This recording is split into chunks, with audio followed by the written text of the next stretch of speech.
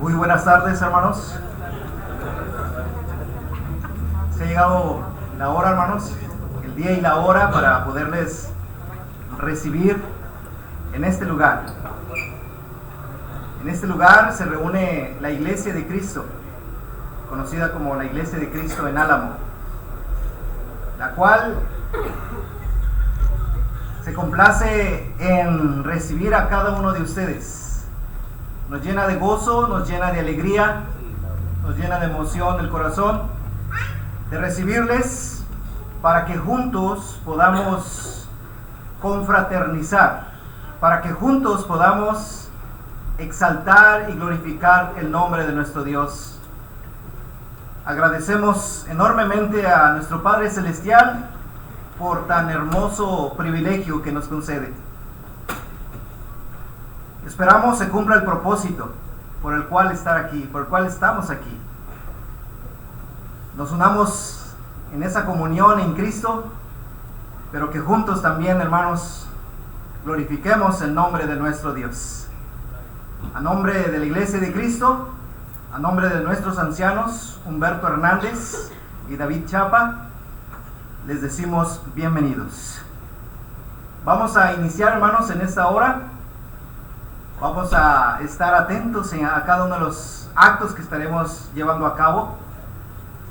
Les recuerdo por ahí si hay alguna necesidad de que tenga usted que ir al baño.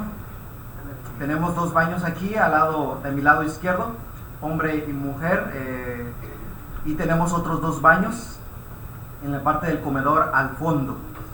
Por ahí usted ve una puerta al fondo, allá está también otros dos baños, y si es necesario que usted pueda utilizarlos, ahí están. Recordar también que es el momento para que los niños, si han llegado niños, pueden pasar desde este momento a su clase. Ahí por donde está a la puerta de mi lado izquierdo, de 3 a 11 años los niños pueden pasar para que también de esta forma se abran espacios para los que van llegando. Niños de 3 a 11 años.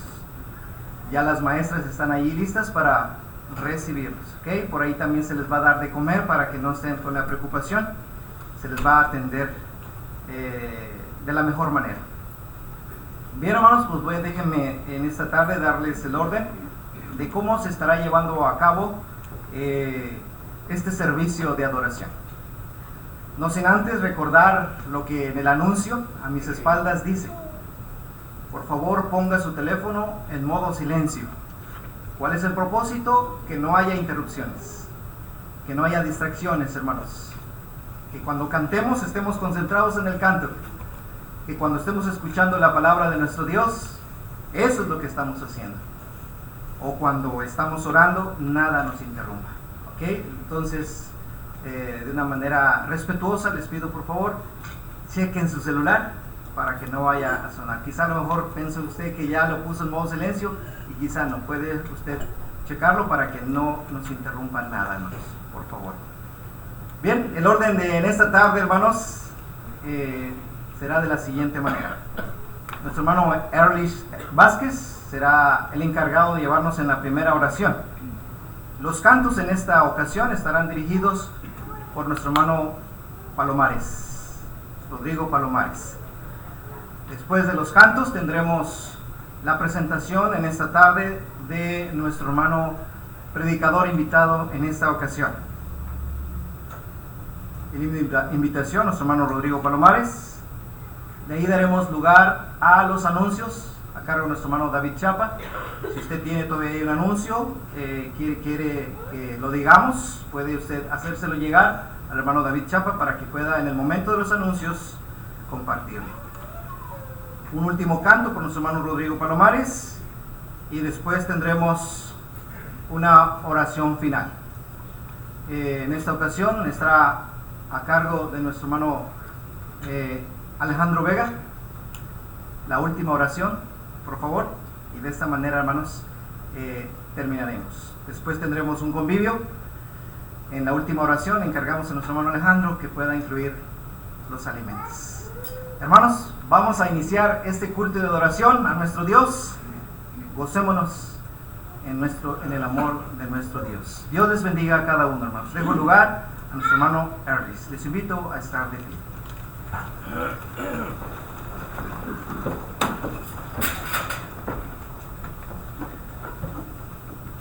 Bonita reunión tenemos en esta tarde. Le agradecemos a todos por acompañarnos en este convivio maravilloso y por darnos el honor de recibirlos a todos como anfitriones de esta comunión. Los invito en señal de reverencia a inclinar nuestro rostro para dirigirnos a nuestro Padre. Bendito Dios, Señor y Padre Altísimo, una vez más estamos clamando a ti, Señor, para darte gracias, Señor, para darte gloria y honra, porque solo tú lo mereces, Padre amado, porque solo tú eres digno de que nuestras alabanzas, mi Dios, proclamen tu nombre y te declaren como nuestro Señor y Salvador, mi Dios. Gracias porque tú has hecho la obra maravillosa, entregando a tu Hijo, mi Dios, para que nosotros, aun siendo pecadores, tengamos acceso a tu presencia y podamos morar en tu gloria, Señor. Te damos la gracia por esta oportunidad que nos regala, Señor, este momento de comunión en el cual tu pueblo, mi Dios, se une para vivir esta maravillosa experiencia de compartir, Padre amado, vivir en comunión y gozarnos también de tus bendiciones, porque somos portadores de esa gran bendición que tú nos has regalado. Te pido, Padre amado, que en todo momento tu Santo Espíritu nos esté guiando a todos los que estamos aquí presentes, a los que van a ministrar en el servicio, mi Dios, con tu palabra, con los cánticos, que todo sea para la gloria y la honra de nuestro Señor, que en todo momento, Padre amado, estemos dispuestos nuestros corazones y nuestros oídos para escuchar, Padre amado, para retener y para poner en práctica en nuestras vidas lo que aprendamos de tu verdad. Ayúdanos a perseverar en tu verdad, Señor. Ayúdanos a retenerla y amarla, mi Dios, profundamente, para que podamos conocer la promesa final. Perdona nuestras faltas y nuestros pecados, mi Dios, y ayúdanos a ser transformados a la imagen y a la estatura de nuestro Señor Jesús. Permite también, Padre amado, que nosotros aquí, mi Dios, podamos ser bendecidos por ti, Padre amado, y que tu Santo Espíritu, mi Dios, nos llene de gozo en esta noche. Trae con bien a los hermanos que están en camino, mi Dios. Permítele que podamos gozarnos juntos a ellos, para que podamos realmente, mi Dios, decir que tu pueblo está completamente reunido en esta noche. Te pedimos, Padre amado, que todo lo que hagamos acá siempre lleve la marca y el sello de tu aprobación, para que en todas las cosas, mi Dios, te estemos dando gloria y honra a ti como solo tú lo mereces. Gracias, Padre amado, te damos. Gracias en el nombre de nuestro Señor Cristo Jesús. Amén. Amén.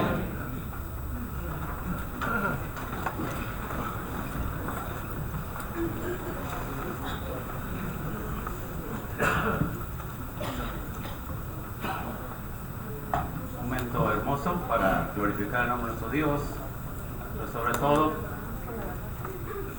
se repartieron invitaciones al barrio, a la vecindad. Si quizás están entre nosotros, nos da mucho gusto. Bienvenidos. Y vamos a entonar 3 cantos. En estos 3 cantos, pues contienen un mensaje en el cual queremos que nuestro corazón se vaya preparando para recibir la enseñanza de la palabra. Número 19 para comenzar. Canto número 19. ¿Oyes como el Evangelio? Vamos a entrar.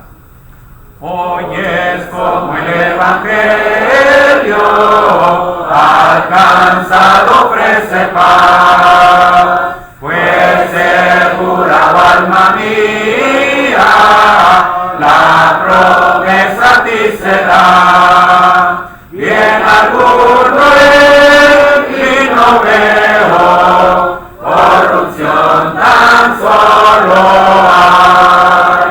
Yo cansado y afligido busco alivio con afán. En el arca la paloma encuentro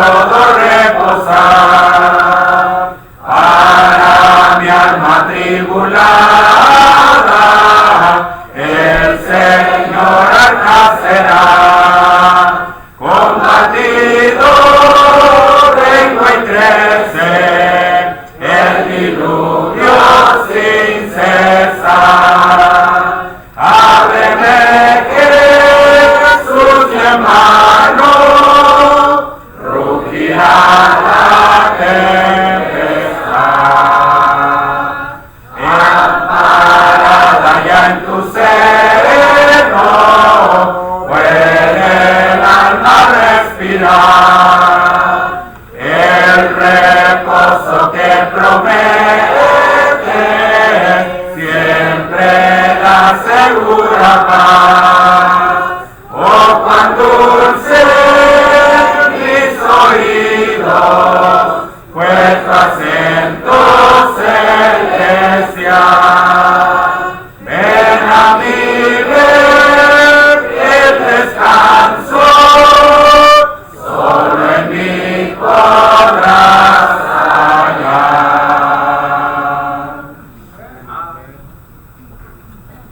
Canto número 46, el número 94, canto número 94, estaremos entonando las primeras 3 estrofas.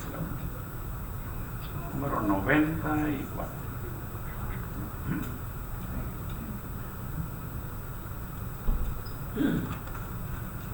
La parábola del sembrador termina diciendo: el que tenga oídos para oír, oiga.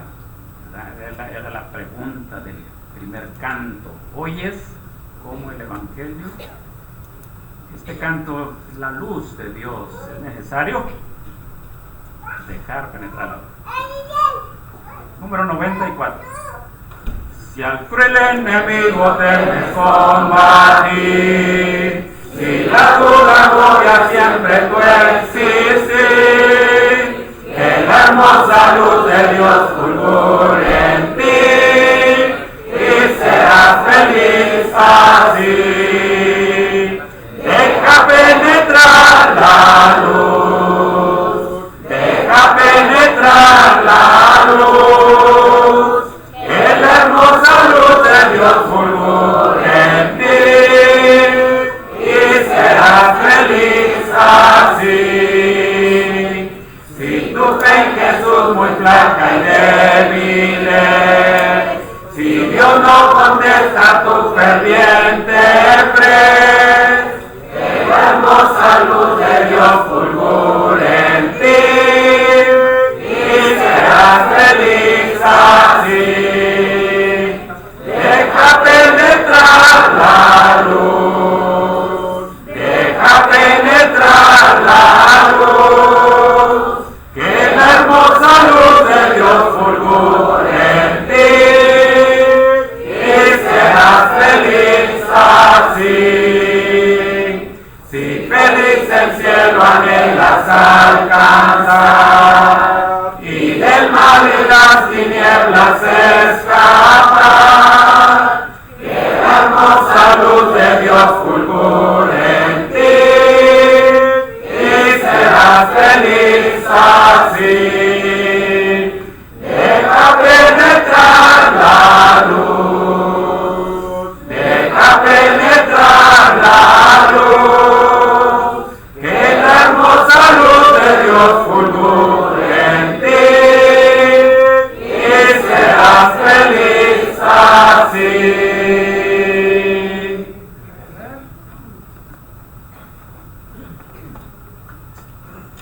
Número 45, siguiente canto, y son puras interrogantes, puras preguntas. Necesario oír, necesario dejar penetrar esa luz, pero la interrogante es: ¿eres limpio en la sangre? Como le dijera Ananías a Saulo de Tarso, ¿por qué te detienes? Levántate y bautiza. En este contenedor ahí hay agua, hay agua. Si alguien siente ha entendido el mensaje y desea obedecer el Evangelio, puede pasar al frente y pedir lavar sus pecados en la sangre de Cristo. Número 45. Eres limpio en la sangre. Entonces, has hallado en Cristo plena salvación por la sangre que Cristo vertió. Toda mancha lava de tu corazón, eres limpio en la sangre eficaz. Eres limpio en la sangre de Cristo Jesús. Es tu corazón más blanco que la nieve, eres limpio en la sangre eficaz. Vive siempre al lado de tu Salvador, por la sangre que Él derramó. Del pecado eres siempre vencedor, eres limpio en la sangre eficaz. Eres limpio en la sangre de Cristo Jesús. Es tu corazón más blanco que la nieve, eres limpio en la sangre eficaz. Tendrás ropa blanca al venir Jesús, eres limpio en la fuente de amor. Estás listo para la mansión de luz, eres limpio en la sangre eficaz. Eres limpio en la sangre de Cristo Jesús. Es tu corazón más blanco que la nieve, eres limpio en la sangre eficaz. Cristo ofrece hoy pureza y poder, oh acude a la cruz del Señor. En la fuente es que limpiará tu ser, oh acude a su sangre eficaz. Eres limpio en la sangre de Cristo Jesús. Es tu corazón más blanco que la nieve, eres limpio en la sangre eficaz.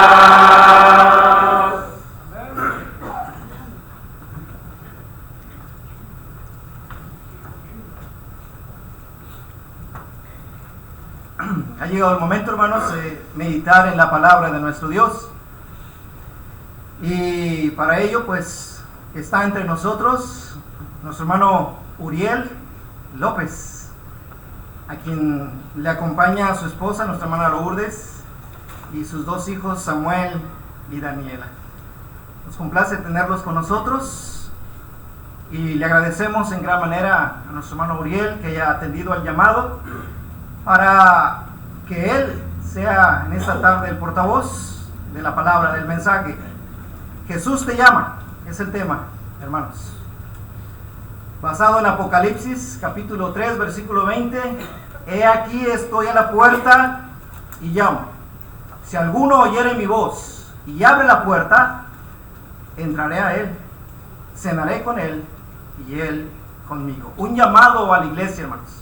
Vamos pues a, hermanos, abrir nuestro corazón, nuestro entendimiento, para que recibamos la poderosa palabra de Dios en esta tarde. Nuestro hermano predica en la congregación Manuel Cavazos Lerma, allá en Matamoros, Tamaulipas. Recién graduado, ¿verdad? No tiene mucho, tiene desde 2023 que graduó de la MEP, hermanos, y ahora pues continúa sirviendo al Señor junto con toda su familia en este ministerio tan precioso. Hermano Uriel, no le quito más su tiempo, estamos listos para recibir la palabra de Dios. Que Dios lo bendiga, hermano, grandemente. Adelante.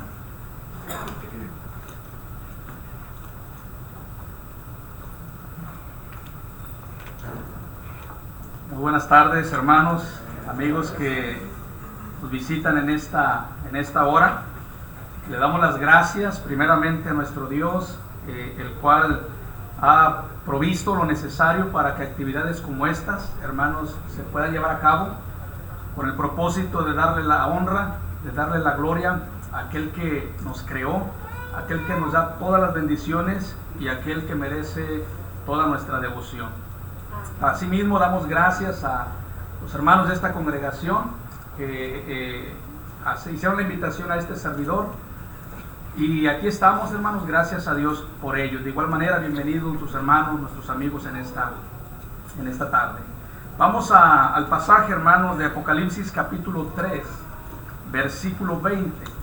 Apocalipsis capítulo 3, versículo 20, pasaje que ya nuestro hermano decía de memoria. Vamos a darle lectura a Apocalipsis capítulo 3, versículo 20, donde dice: He aquí yo estoy a la puerta y llamo. Si alguno oye mi voz y abre la puerta, entraré a él, cenaré con él y él conmigo. Como la mayoría sabemos, hermanos, el libro de Apocalipsis es un libro de esperanza en medio de la incertidumbre. Es un libro de fortaleza en medio de la debilidad. Cuando todo parecía terminado para el cristianismo, el Señor quiso revelar este libro a Juan por medio de un ángel, capítulo 1, versículo 1 de Apocalipsis, para fortaleza en medio de la debilidad, para esperanza en medio de la incertidumbre, y asimismo es un libro que nos narra la victoria del cristianismo, la victoria suya, la victoria mía, si estamos siempre tomados de la mano de aquel que nos amó y se entregó por nosotros. Pero también en este libro, hermanos, también en este libro, amigos, encontramos 7 cartas, de las cuales son enviadas para aquellas 7 iglesias de Asia, las cuales representan a la iglesia del Señor en el primer siglo, representan a la iglesia del Señor en el tiempo presente y representan a la iglesia del Señor en un futuro, finalmente la iglesia en su totalidad. Cuando usted y yo vemos estas cartas, podemos usted y yo darnos cuenta que la iglesia del primer siglo batallaba con los mismos problemas que usted y yo hoy tenemos, con las mismas dificultades con las cuales usted y yo hoy enfrentamos, las mismas, si no persecuciones, sí problemas, hermanos, en cuestión de ciertas debilidades, ciertos problemas con ciertos pecados. Es por eso, hermanos, es por eso que cuando usted y yo leemos estas cartas, podemos ver en cada una de ellas una exhortación y un llamado de parte del Señor. Por eso en esta tarde quiero compartir con ustedes un tema titulado Un llamado de Jesús a la iglesia. Un llamado de Jesús a la iglesia es el tema a considerar en esta tarde. ¿A qué es llamada la iglesia, específicamente la iglesia en la Odisea? ¿A qué es llamada la iglesia? ¿Cuál es el llamado de Jesús para la iglesia? Bueno, en primer lugar, es llamada a reconocer. Es llamada a que reconozca varias cosas. La primera de ellas, la iglesia en la Odisea tiene que reconocer su condición. La condición de la iglesia en la Odisea no es la mejor. La condición espiritual en la iglesia de la Odisea no es la que el Señor anhela y desea para la iglesia, no solamente de la Odisea, sino también para nosotros hoy día. Podemos ver, hermanos, la exhortación que va a hacer el Señor y ahorita la vamos a considerar. Pero el llamado del Señor hacia la iglesia, hermanos, en esa región y en ese lugar, es a que considere y reconozca su condición. Y en primero de ello, hermanos, tiene una condición de tibieza. Es lo primero que el Señor le menciona a esta iglesia. Apocalipsis capítulo 3, versículo 15 y 16. Yo conozco tus obras, que ni eres frío ni caliente. Ojalá fueses frío o caliente, pero por cuanto eres tibio y no frío ni caliente, te vomitaré de mi boca. Es por eso, hermanos, que el llamado del Señor a la iglesia es a que deje la tibieza. Que la iglesia, hermanos, del Señor no fue para ser llamada una iglesia tibia como lo era en esta región de la Odisea. Ahora, ya entiéndase por tibieza, hermanos, a alguien que carece de pasión, alguien que carece de entusiasmo y alguien que carece de convicciones firmes en su vida. La iglesia había perdido el sentido, hermanos. La iglesia en la Odisea había perdido el fervor. La iglesia había perdido el entusiasmo de servir a Dios, de darle honra y gloria a Dios, de adorar a nuestro Dios.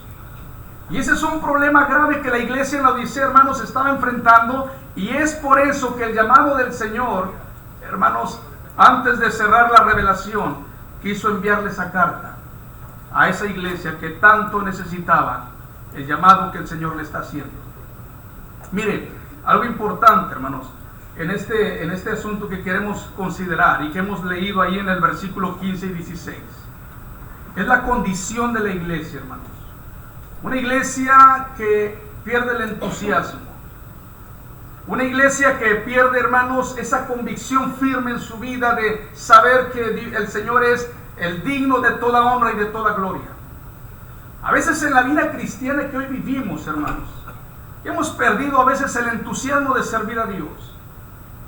A veces el entusiasmo, hermanos, se aleja de nuestras vidas, se aleja de nuestros hogares, se aleja de la propia iglesia. Y nos enfrentamos, hermanos, a congregaciones tibias, a congregaciones que no dejamos de congregarnos, estamos asistiendo, pero solamente, hermanos, no llevamos a un nivel más alto nuestra vida espiritual. Incluso podemos llegar a decir hoy en día, hermanos, que a veces inventamos un cristianismo que realmente la Biblia no describe. Usted lee Hechos capítulo 2, 2:38, inicia la iglesia, hermanos, 2:39, como 3,000 personas. Hechos 2:42, una iglesia perseverante. Hechos capítulo 4, una iglesia pidiendo confianza y valor. Y vemos a una iglesia, hermanos, creciente. Vemos a una iglesia fervorosa, vemos a una iglesia dedicada y sosegada a la oración. Vemos entonces a una iglesia, hermanos, diferente a la que Apocalipsis nos presenta. ¿Qué ha pasado con la iglesia de la Odisea? Hermanos, la condición de la iglesia tiene que ser reconocida por la propia iglesia. Y ese es uno de el primer llamado que el Señor hace a la iglesia en la Odisea. Yo conozco tus obras. Yo sé quién eres. Yo sé lo que haces. Yo sé de qué manera me sirves. Y no hay peor escenario, hermanos, que ver a una iglesia tibia, cuando el Señor nos deja ejemplos en su palabra de la iglesia que Él limpió, purificó para presentársela a sí mismo, una iglesia celosa de buenas obras. Pero mire, hay algo más que la iglesia debe reconocer. Un llamado a la iglesia es el tema que estamos considerando, hermanos. Primeramente es una llamada a reconocer, un llamado a reconocer, primeramente, hermanos, su condición. Y la condición que el Señor le presenta a la iglesia, que todo lo conoce, le dice: eres una iglesia tibia. Has perdido el entusiasmo, has perdido esa convicción firme en tu vida, has perdido la pasión. Y mira algo interesante, en el versículo 17 le dice otra cosa. Apocalipsis 3:17, porque tú dices: yo soy rico y me he enriquecido y de ninguna cosa tengo necesidad, y no sabes que tú eres un desventurado, miserable, pobre, ciego y desnudo. ¿Cuál es la condición de la iglesia? No solamente, hermanos, es una iglesia tibia, sin fervor, es una iglesia pasiva. La iglesia en la Odisea no solamente ha llegado a ese punto. Hay algo más que el Señor le está diciendo en el versículo 17, y el problema en el versículo 17 es que la iglesia se cree autodependiente. Yo soy rico y me he enriquecido, de ninguna cosa tengo necesidad. Al punto, hermanos, de que el Señor ya no era necesario en la iglesia. Llegó a pensar, a creer, hermanos, la iglesia, que ya no necesitaba que Cristo estuviera en la iglesia, porque eran tan dependientes de ellos mismos, que decidieron sacar al Señor. Apocalipsis 3:20, yo estoy a la puerta y llamo. El Señor queriendo entrar a su iglesia. Esto es triste, hermanos. El Señor queriendo entrar a su iglesia. ¿Cómo es posible esto? Porque la iglesia, hermanos, ha dejado de reconocer su condición. La condición, hermanos, el Señor se la dice: te crees autodependiente, es decir, te crees autosuficiente en tu vida. ¿Por qué, hermanos? Porque confiaba en su riqueza. La iglesia en la Odisea decía, yo soy rico. Yo soy rico. La iglesia, hermanos, confiaba y decía que no tenía necesidad de nada. No tengo necesidad de nada. Porque la iglesia pensaba, como muchas veces el mundo hoy piensa, que el dinero no es todo. Que el dinero lo compra todo. Que el dinero, hermanos, y hoy en día se mide el estatus social por la riqueza. Cuánto tienes en el banco es lo que vales. Cómo te ves, te tratan. Si es cierto o no es cierto. Ese es el punto que hoy vivimos, hermanos. Eso es lo que hoy vivimos. La iglesia, hermanos, en la Odisea llegó a pensar que se creía autosuficiente, que no necesitaba de nada, no necesitaba de nadie, porque confiaba en lo que tenía. Confiaba, hermanos, en sus recursos. Como muchas de las veces nosotros como iglesia confiamos en nuestros recursos, en lo inteligente que somos, en lo rico que somos, en aquellas posesiones que hoy tenemos. Y llegamos a pensar, hermanos, que para hacer una actividad, ¿qué necesitamos? ¿Qué necesitamos para hacer una actividad, hermanos? Dinero. Si usted le dijera eso al Señor, ¿qué le diría? Es el punto, ¿qué nos diría, hermanos? Necesitas actuar, necesitas trabajar, hazlo. Los recursos llegan, hermanos, tarde o temprano. Hay actividades que se dejan de hacer. ¿Por qué se dejan de hacer? Porque no hay recursos. ¿Por qué, hermanos? Hay un punto aquí interesante. Yo soy rico y me he enriquecido y de ninguna cosa tengo necesidad. Porque hemos dependido tanto del recurso, tanto de la economía, hermanos, que decimos, bueno, no tengo nada, no soy nadie. La iglesia es un sentido, hermanos, a contrario. La iglesia en la Odisea confiaba en su riqueza, decía que no tenía necesidad. La iglesia de Jerusalén es el claro ejemplo, hermanos, de la dependencia. La dependencia de Dios. Nosotros como iglesia, usted como cristiano, debemos depender absoluta y totalmente de Dios. Hechos 4:24. Hechos 4:24, hermanos, usted y yo podemos ver que la iglesia, no vamos a leer el versículo, pero Hechos 4:24 habla acerca de aquellos cristianos que después de que son liberados Pedro y Juan de la cárcel y haber sido azotados, le cuentan a la iglesia, y entonces la iglesia lo primero que hace es ir a Dios en oración. Y ahora, Señor, mira sus amenazas y concédenos que con todo de nuevo hablemos tu palabra. Es una iglesia que depende de Dios.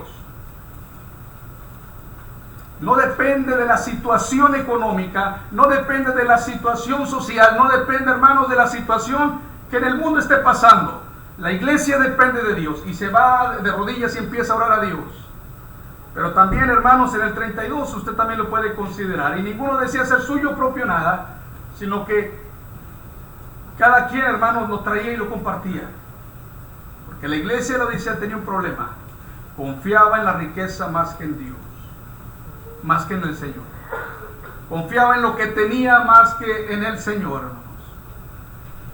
Y raíz de todos los males es el amor al dinero. Y nadie puede servir a dos señores, dijo Jesús.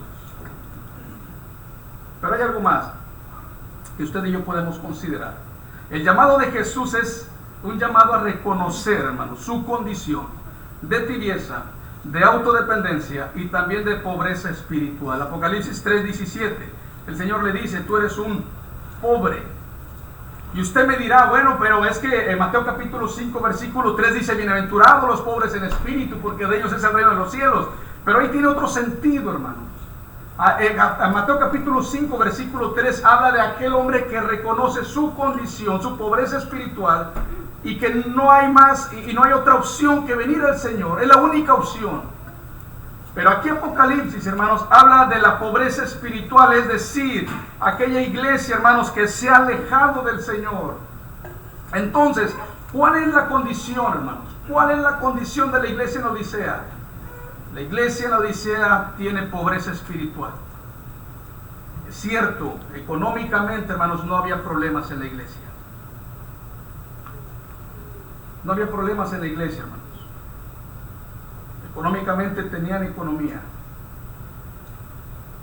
pero su corazón, pero su vida espiritual, hermanos, el Señor le dice, yo te conozco, y tu condición es que eres pobre.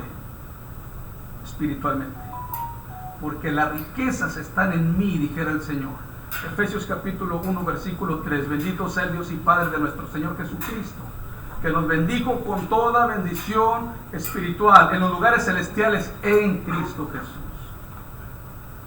Siendo rico se hizo pobre para enriquecernos a nosotros. Pero la iglesia de Odisea, hermanos, era una iglesia pobre espiritual, a diferencia de la iglesia en Esmirna. Capítulo 2, versículo 9, hermanos, de mismo Apocalipsis. Yo conozco tus obras, le dice el Señor a Esmirna, y tu tribulación y tu pobreza, pero tú eres rico. Hay un contraste, una iglesia pobre, hermanos, pobre espiritualmente, pero rica económicamente. Pero hay una iglesia pobre llamada Esmirna, que se encontraba en aquel lugar. Y en Esmirna, hermanos, era una iglesia pobre económicamente, no contaba con los recursos de la Odisea, no se le comparaba, hermanos, económicamente, pero era una iglesia que el Señor le dice, tú eres rica. Que la vida espiritual, hermanos, es la que determina la riqueza del ser humano, especialmente del cristiano. Y mire, hay algo más que usted y yo podemos considerar. El mismo 3:17 ha sido llamada a reconocer, hermanos, su condición. Y la condición no solamente es de tibieza, es de autodependencia, es de pobreza espiritual, sino también de una ceguera espiritual. Dice, tú eres ciego. La iglesia en la Odisea, hermanos, tenía una ceguera espiritual. ¿Y sabe por qué? Porque la iglesia no alcanzaba a ver su condición, hermanos. La iglesia no alcanzaba a ver que el Señor ya no estaba en la iglesia. La iglesia no alcanzaba a percibir, hermanos, que lo que estaban haciendo cada día los alejaba más y más de Dios. No alcanzaba a entender que los pensamientos que tenían, hermanos, estaban cada vez más lejos de la voluntad de Dios. Que lo que estaban viviendo, hermanos, no era la vida que a Cristo le estaba agradando. La iglesia estaba, hermanos, dejando afuera al Señor. Entonces la iglesia tenía una ceguera espiritual que no alcanzaba a ver. ¿Cuántas veces nos pasa así, hermanos? Yo soy capaz de ver sus errores. Yo soy capaz de señalarle a lo mejor sus errores a aquel que yo conozco. Y le puedo decir, este hermano es así, esta hermana es así, esa congregación es así. Puedo hasta encasillar congregaciones. Pero puedo no ver mis errores, hermanos. Puedo pasar desapercibido la vida que yo estoy llevando. La iglesia en la Odisea ha perdido el sentido, hermanos, de poder ver la condición que tienen delante del Señor. No es, hermano y hermana, lo que yo creo de mí. No es lo que usted cree de usted mismo o de usted misma. Es lo que el Señor está viendo en nosotros. Y ese es el problema. La iglesia, el Señor está viendo que la iglesia en la Odisea tiene una ceguera espiritual. ¿No se da cuenta la iglesia, hermanos, que ya no hay entusiasmo en la Odisea? ¿No se da cuenta la iglesia que ya no tiene esa convicción, esa evidencia que lo hacía creer y aferrarse más a hacer la voluntad de Dios? La iglesia no se daba cuenta que ya no había una pasión, hermanos, para servir a Dios. Pongan atención a los cantos del domingo. ¿Cantamos con entusiasmo? No lo sé, yo le puedo decir de la congregación donde vengo. Pero considere donde usted se congrega. Hay ese entusiasmo, hay ese deseo de llegar temprano, hay ese deseo de servir a Dios, de involucrarse en el trabajo de la iglesia. Hermano, ¿qué vamos a hacer? ¿Qué hay que hacer? Pasión, hermanos, ese fervor como iglesia. La iglesia, hermanos, dejó de ver su condición. Era una iglesia ciega, espiritualmente. Pero miren, el llamado del Señor, hermanos, a la iglesia es a reconocer primero su condición y segundo su necesidad. Su necesidad. Una cosa es mi condición, otra cosa es mi necesidad. Reconocer, hermanos, cómo estoy delante de Dios es una cosa, pero segundo, reconocer mi necesidad es en base a haber reconocido la condición que hoy tengo. El hombre que no reconoce que está enfermo jamás va al doctor. El hombre que no reconoce que tiene un vicio jamás va a un centro de ayuda, hermanos.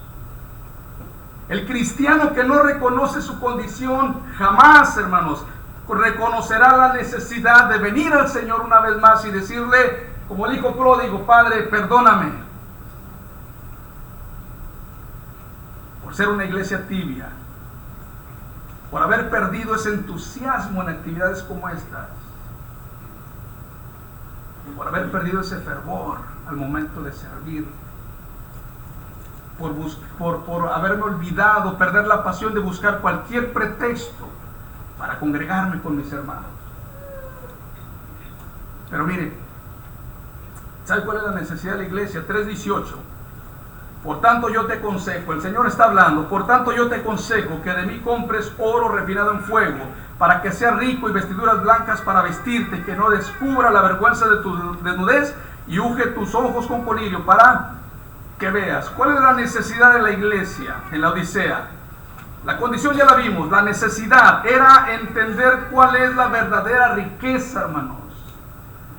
Era tan ciega la iglesia que había perdido el sentido de la verdadera riqueza. Hermanos, hermanas, no somos o no valemos por lo que tenemos en una cuenta de banco. No somos lo que tenemos como posesión. No somos eso. Eso no nos hace ni más ni menos importantes. Para el mundo sí, en la iglesia no. Y si en la iglesia existe eso, hay que cambiarlo. Algo está mal en nosotros. La condición, hermanos, y la necesidad de la iglesia, la necesidad era entender cuál era la verdadera riqueza. Dice, compra de mí oro. Era entender, hermanos, también estar en santidad de corazón y vida. Le dice el Señor, ven y compra vestiduras blancas. Una vida de santidad y una vida de corazón. Esta era la necesidad de la iglesia. Y era poder ver, hermanos, la condición que tenían. Así como Cristo las veía. Limpia tus ojos con colirio para que veas. Entonces, ¿cuál era la necesidad de la iglesia? Hermanos, entender cuál es la verdadera riqueza. Y la verdadera riqueza está en Cristo. Era, hermanos, estar en santidad de corazón y vida, y era poder ver la condición en la que estaban para poder cambiar. Pero el llamado de Jesús a la iglesia, hermanos, no es solamente reconocer. Podemos leer en el versículo 19 que es un llamado al arrepentimiento. Ok, Señor, yo reconozco mi condición, reconozco mi necesidad. ¿Qué voy a hacer? Apocalipsis capítulo 3, versículo 19. Yo reprendo y castigo a todos los que amo. Sé pues celoso y arrepiéntete. Un llamado al reconocimiento. Ahora un llamado al arrepentimiento. No hay arrepentimiento si no hay reconocimiento. El hijo pródigo tuvo que volver en sí y decir: he pecado. Me levantaré, iré a la casa de mi padre y le diré: Padre, he pecado contra el cielo y contra ti. Ya no merezco ser llamado tu hijo. Entonces no hay reconocimiento, hermanos, no hay arrepentimiento. La iglesia es llamada al arrepentimiento ahí, hermanos, en la Odisea. ¿Arrepentimiento de qué, hermanos? Tiene que cambiar su manera de pensar, es decir, tiene que cambiar su mente. Romanos capítulo 12, versículo 2. No os conforméis a este siglo, sino transformaos por medio de la renovación de vuestro entendimiento, para que comprobéis cuál sea la buena voluntad de Dios, agradable y perfecta. Arrepentimiento, cambiar de mente, cambiar mi manera de pensar, hermanos. La manera de pensar en la iglesia era que ellos valían por lo que poseían y no el valor que Cristo les había dado a su vida. Sin Cristo la iglesia era una pobre, ciega, miserable, desventurada y desnuda. En Cristo, hermanos, somos reyes y sacerdotes. Apocalipsis 1:5. Es llamada al arrepentimiento. Hay que cambiar de mente, de una mentalidad mundana a una mentalidad cristiana, de una mentalidad materialista a una mentalidad espiritual. La iglesia tiene que cambiar, hermanos, ahí en la Odisea. Y si usted y yo estamos batallando con algunas de estas cosas que hemos mencionado, como la tibieza, como creernos autodependientes, como la pobreza espiritual, la ceguera espiritual, hermanos, entonces es necesario cambiar nuestra mentalidad.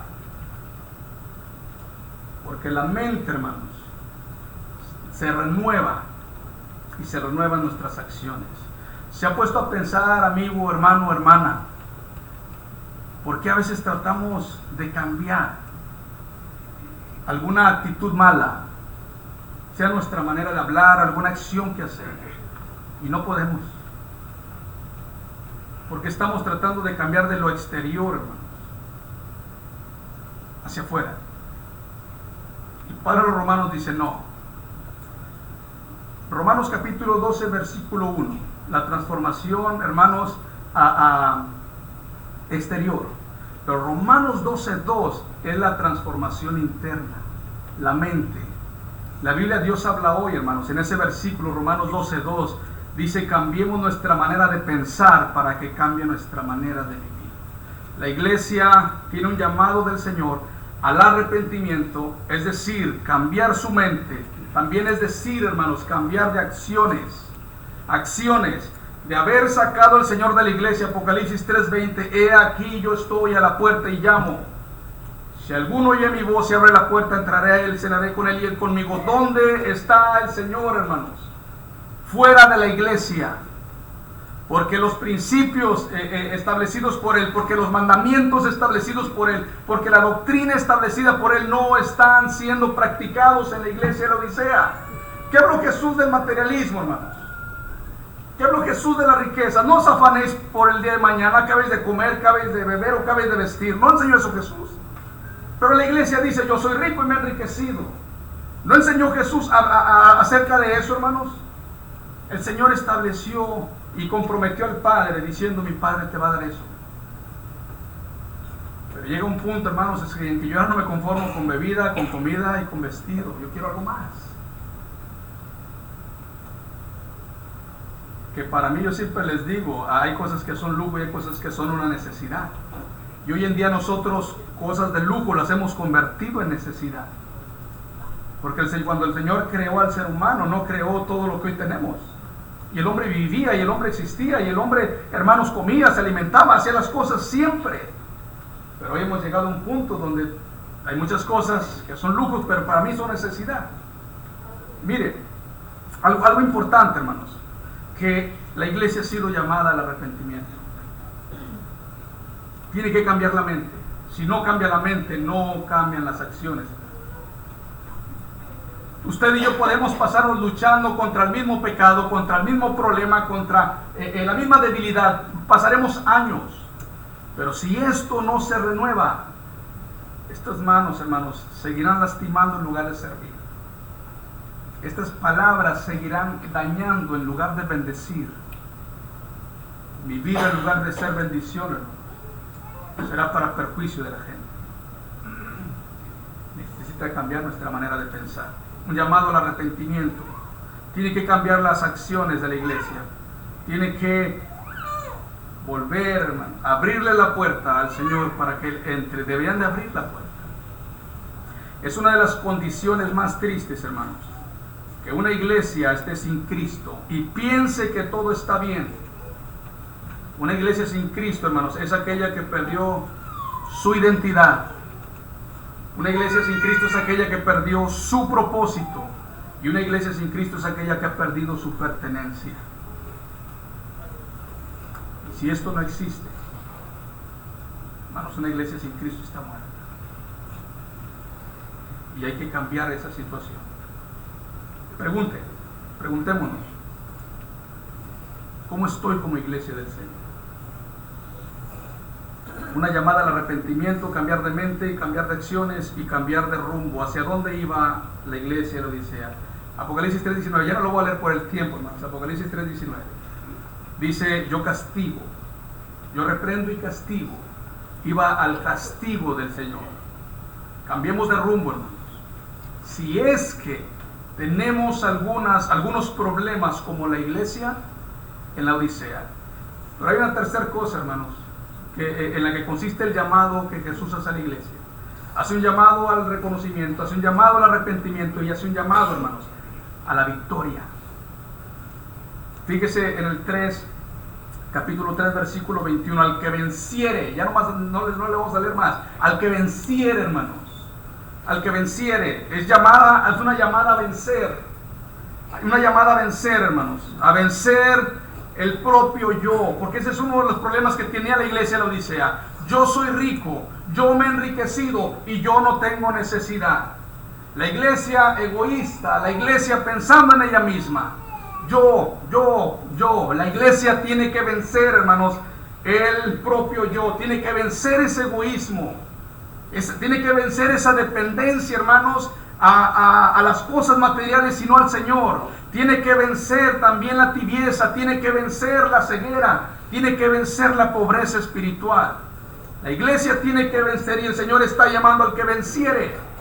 Ven, tú puedes vencer. Y eso es lo interesante de esto, hermanos. Al que venza la influencia del mundo. ¿Y sabe por qué la iglesia pensaba así, hermanos? ¿Sabe por qué la iglesia pensaba así? Yo le aseguro que aquellos que no somos de este país piensan diferente aquí a los de México o los de otro país. Pensamos diferentes, hermanos. Pensamos diferentes. Pero como cristianos debiéramos pensar igual, mexicanos, guatemaltecos, estadounidenses, debiéramos de pensar igual como cristianos. Pero la influencia, hermanos, tiene que vencer la iglesia, lo dice la influencia del mundo. La influencia de aquella ciudad, hermanos, que había entrado a la iglesia ya. ¿Por qué? Porque fue una ciudad próspera, fue una ciudad comercial. Hermanos, vendía una muy conocida pomada para los ojos. También prendas de vestir de alta calidad hechas de excelente lana negra. También contaban con un acueducto, hermanos, de aguas tibias. Y la iglesia se había influenciado por eso. Cuidado, hermanos. Cuidado. Si la sociedad influye en nuestra manera de pensar, tratamos a los demás de acuerdo a su estatus económico o nos tratan de acuerdo al estatus económico. Cuidado, hermanos, porque esto no es más que llevarnos a la destrucción. Es un llamado a vencer la indiferencia, hermanos, a no ser indiferentes a la condición y a no ser indiferentes a la necesidad. La iglesia del Señor, hermano, hermana, tenemos todo para vencer. Todo esto y más. Todo esto y más podemos vencer. La indiferencia, hermanos, la tibieza, nosotros podemos salir de eso. Porque un día, hermanos, estuvimos fervorosos, si es que no lo estamos hoy. Un día podíamos ver nuestros errores cuando leíamos la Escritura. Usted y yo podemos vencer porque de ahí veníamos, de la victoria en Cristo, hermanos. Todo lo que es nacido de Dios vence al mundo, dice Juan en su primera carta. Pero algo también interesante, hermanos, es que sin Cristo, esta es la condicionante, la iglesia no puede hacer nada. Juan 15:5. La última parte del versículo: separados de mí, nada podéis hacer. Pero luego leemos Romanos 8:37 y empieza a hablar Pablo de situaciones, de situaciones contra convicción. La situación: hambre, desnudez, angustia, persecución. Pero la convicción antes sobre todas estas cosas: somos más que vencedores. ¿Sabe por qué le ha llamado Jesús a la iglesia a vencer? Porque la iglesia fue profetizada como una iglesia vencedora. Daniel 2:44. Y en los días de estos reyes el Dios del cielo levantará un reino que no será jamás destruido. Jamás, hermanos, ni será este reino dejado a otro pueblo. Desmenuzará y consumirá a todos estos reinos, pero él permanecerá para siempre. Consideramos, hermanos, en conclusión, en esta tarde, el tema, un llamado de Jesús a la iglesia. Y dijimos que fue llamada a reconocer, fue llamada a arrepentirse y fue llamada a vencer. Como pudimos observar, hermanos, es de suma importancia estar analizando nuestro cristianismo para ver si estamos haciendo la voluntad de Dios o la nuestra. De lo contrario, será el hombre quien esté gobernando la iglesia y no el Señor. Y si Cristo, hermanos, no está en la iglesia, entonces tendremos como resultado iglesias tibias, apáticas, sin compromiso y sin espiritualidad. Es por eso que en esta noche quiero invitarles a que si Jesús está fuera de nuestras vidas, hermanos, dejemos que gobierne nuestras vidas a través de su palabra, y entonces seremos una iglesia fervorosa, una iglesia altamente espiritual, activa y comprometida con el trabajo que el Señor dejó para nosotros. Dios les bendiga, hermanos.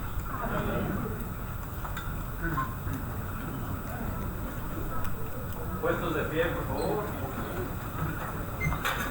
Vamos a entonar el canto para ayudar a aquellos que tal vez están por decidirse, tomar la decisión más importante de la vida. O aquellos en los que la palabra ha hecho eco en el corazón y necesitan de la reconciliación con Dios. Canto número 96. Ven a Cristo. Cristo llama. Entonemos. Ven a Cristo, ven ahora, ven así cual estás, y Él sin demora el perdón obtendrás. Cree y fija tu confianza en su muerte por ti. El gozo alcanza quien lo hiciere así. Ven a Cristo con fe viva, piensa mucho en su amor. No dudes, reciba al más vil pecador.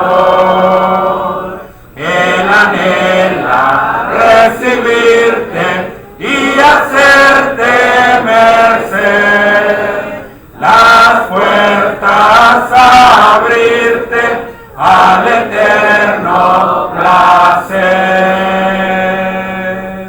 Pueden tomar asiento.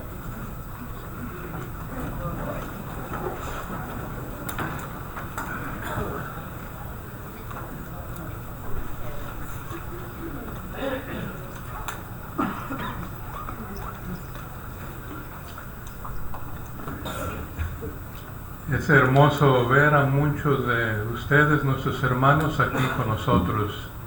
Dios los bendiga por estar aquí.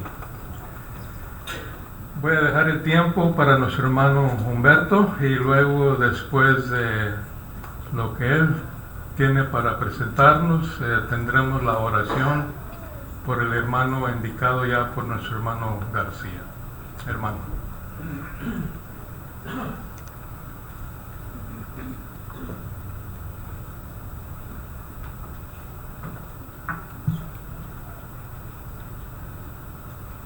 Gracias, hermano, por el mensaje que nos trajo.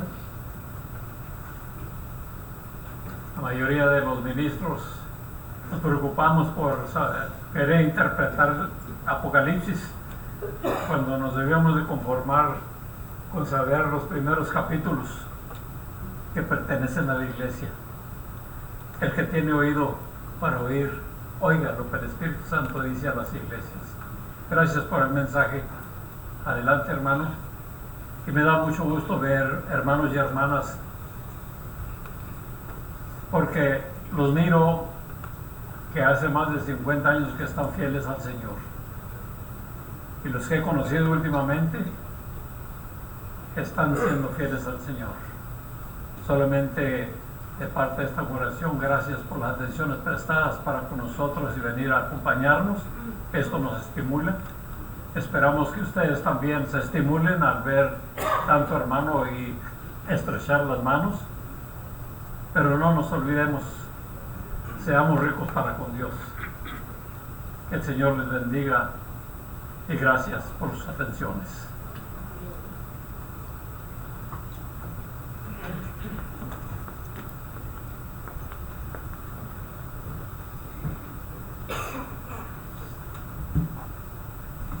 Vamos a traer este última estrofa, último canto.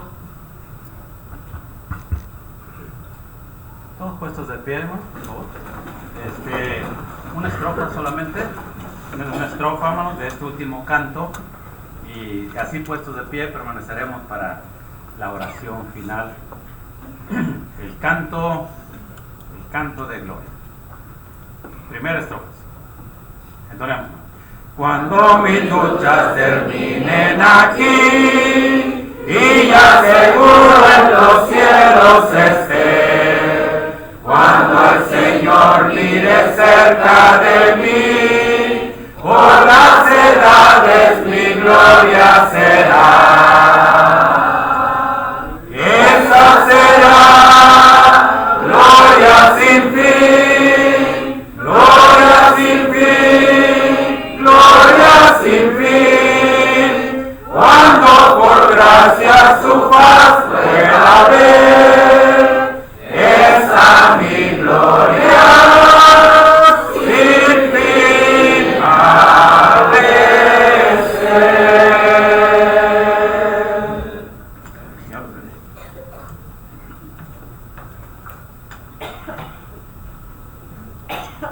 Así como estamos, hermanos, vamos a Dios en palabras de oración. Oremos. Nuestro Padre Celestial, llegamos ante su trono de gloria, muy contentos y agradecidos, Padre, por este hermoso día que nos has dado, por esta preciosa tarde, donde su pueblo, Padre, ha hecho planes para reunirse, porque sabemos, Padre Santo, que se va a alabar y glorificar tu santo nombre. Se te van a cantar himnos y oraciones, se van a elevar oraciones, se va a predicar tu palabra, la cual, Señor, fortalece nuestra alma, fortalece nuestra fe. Gracias, Padre, por su palabra predicada en esta tarde. Bendice a tu siervo. Síguelo usando, Padre, como hasta el día de hoy, para que siga nutriendo tu pueblo, para que nos dé, Señor, tu palabra, esas fuerzas que tanto necesitamos, Señor, especialmente en estos días que vivimos. Reconocemos, Padre Santo, que dependemos de ti. Reconocemos, Padre Santo, que necesitamos cada día de ti. Estamos, Padre, en tus manos. Dependemos, Señor, 100% de ti. Gracias, Padre, por esa obra redentora que Jesucristo hizo en la cruz, en la cual, Padre Santo, ha hecho posible esta tarde que su pueblo se reúna. Una iglesia santa, una iglesia glorificada, una iglesia, Señor, justificada. Permite, Padre Santo, que tu pueblo siga con ese tipo de convicción. Que sigamos así, Señor, venciendo. Y que no seamos, Padre, o lleguemos a caer en la tibieza espiritual, lo cual, Padre, no te agrada. Que seamos calientes todo el tiempo y fervorosos en tu servicio. Que seamos fieles, Padre, a tu palabra.